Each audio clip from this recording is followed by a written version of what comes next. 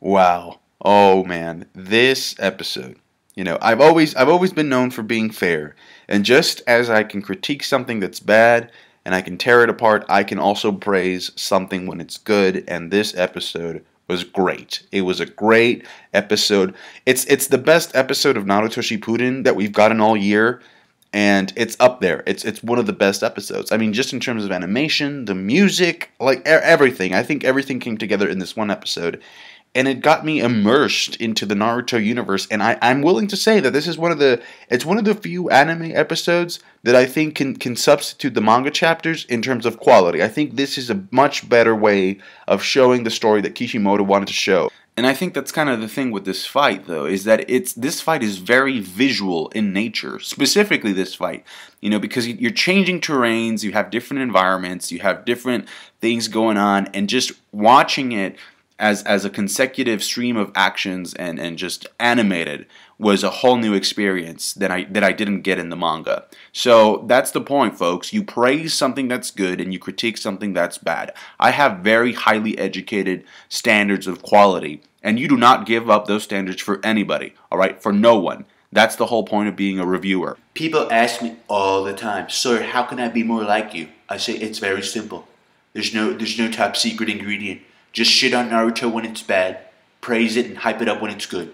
That's it. Just look at my channel. Success in the flesh. So let's start with the opening here. The opening is opening 19. It's called Blood Circulator, and it's performed by Asian Kung Fu Generation. Alright? And the concept for it is very simple. Basically, somebody has used Sludge Bomb on Naruto. Naruto is sinking, as well as, every shinobi. Alright, we see faces of Hinata, Gaara, Madara there. They're all sinking into the sludge. All of a sudden, Sasuke, best character of the show, comes in here. He comes in there with the katana, and he starts slicing some of the sludge down. Obviously, the dark sludge is, symbolic. It's representing the infinite Tsukuyomi. And so those who were not affected by it start rising up. The other members of Team 7, such as Sakura and Kakashi, rise up to help Naruto, and it's part of that whole message of Naruto really needs his friends in order to overcome his obstacles. He can't do it alone. I do not know why they did not include Swagbeto in this, because Swagbeto should also be a part of this team here. He gets involved in this whole mess as well.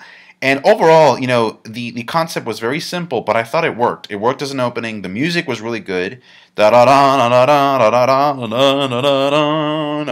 that's another opening, I think. But no, I like the music, and the animation looked beautiful. Specifically when it came to Kaguya and Naruto, they looked great. Look at that. That's amazing. I loved the voice actress that they chose for Kaguya. I think she was animated.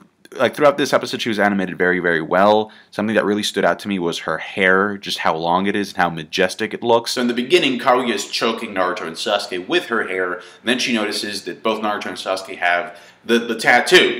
Sasuke has the Path of Shadows, or the shadow tattoo, and Naruto has the light symbol or whatever, so she's like, fuck, throws them away, and then she starts beating them at long distance, because if she gets touched by those tattoos, it's all over for her. She's really upset because people have stolen chakra from her. She is the source of all chakra, and she doesn't like people taking their shit. And then, not only that, but they took her shit, and then they sealed her up. She says, this place is my nursery, and I'm going to change the environment up. We're going to go to a different place, a cooler looking place, because it's technically hotter. And we go to Mount Doom, alright, and they're about to fall into some lava, like Gollum. And then Kakashi says, wait, is this a genjutsu? Oh no, it actually feels real or something. I'm like, wait, are you saying that genjutsus don't feel as real as this? Isn't that the whole point of a genjutsu, that it feels real to you? You get a shot of Kaguya's castle up in the volcano, and it's a bad situation. Sasuke immediately summons his hawk, and Naruto tells him, you gotta save them, Sasuke, save them.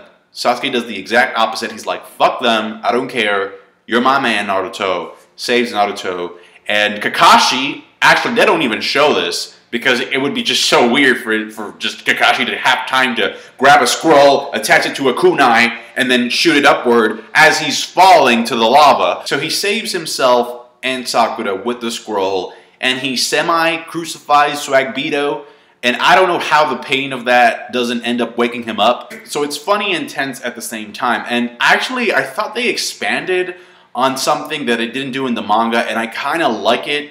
I really did like it, actually, because Sasuke pretty much tells Naruto, Naruto, the only reason why I saved Sakura and Kakashi from the infinite Tsukuyomi is because if you and I are done, this entire world is done. And since they were standing next to you and Susanoo was big enough for all of us, then that worked out for them. But otherwise, I wouldn't have done that. And I remember in the manga, that was a huge, huge burn for Sakura. Because it's like, after all this time, he still doesn't give a shit, right? But in this episode, Naruto says, wait a minute, we're in a very intense situation. And in these types of situations, sometimes your body or your instincts just kick in, and you just do things kind of like not even thinking about them.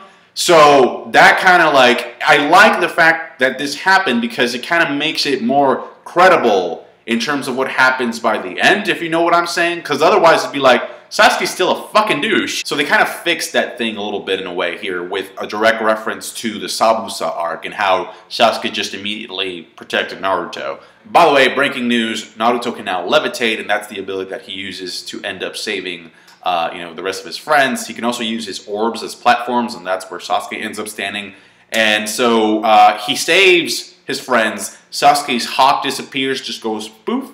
And by the way, also rest in peace, Sasuke's katana, because it falls into the lava. Now, there's this one shot, one very amazing sequence in specific, where Kaguya and Naruto are about to go ham at each other, and the music gets amped. All right, it's very apocalyptic. I love that music. Holy crap, that was amazing, right? Great, great choice of music. The animation worked well. Everybody is in danger. The tension is there. And then not only that bit of music, but also when she sneaks up on them from behind, when a door opens, a dimensional door opens, and you see her eyes just creep in. I mean, even Sasuke was shaking like a vibrating cell phone on a table when he saw her come out of the closet. It was crazy.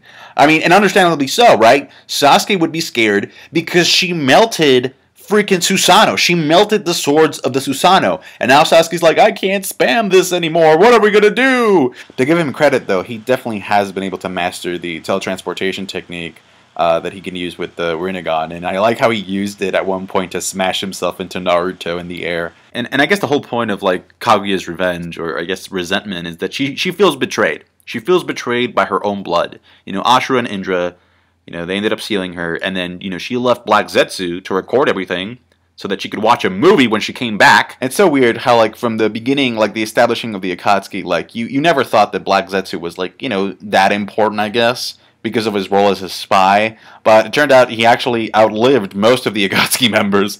You know, the same thing with Toby, right? Toby, you didn't expect him to be much of anything, and look at that. So Black Zetsu is revealed to be Kaguya's son, right? He's Kaguya's little child baby. And so unfortunately this episode ends with Black Zetsu setting up a flashback, and not just any type of flashback, but a filler flashback. But then again, it is about Kaguya, which is a character that we know very little about. So, I mean, tell me your thoughts. What do you think? Are you interested in the Kaguya flashback? Are you not interested? Let me know down below. I don't know if you feel like you've been stabbed in the chest by these flashbacks, by these fillers. But that's what Naruto does best, honestly. Fillers and flashbacks. That's the bread and butter of the Naruto series. I mean, at least when it comes to the anime series, right? It's kind of a weird, conflicting feeling, because even though we're going into filler flashback next week, you know, I thought this episode was so great that I want to give the studio, the anime studio, a hug, and then I want to stomp on their foot and run away. So please let me know what you thought. Like the review if you did, I appreciate that, and subscribe to my channel for more Naruto-related content. I'll catch you guys later. Thanks, guys.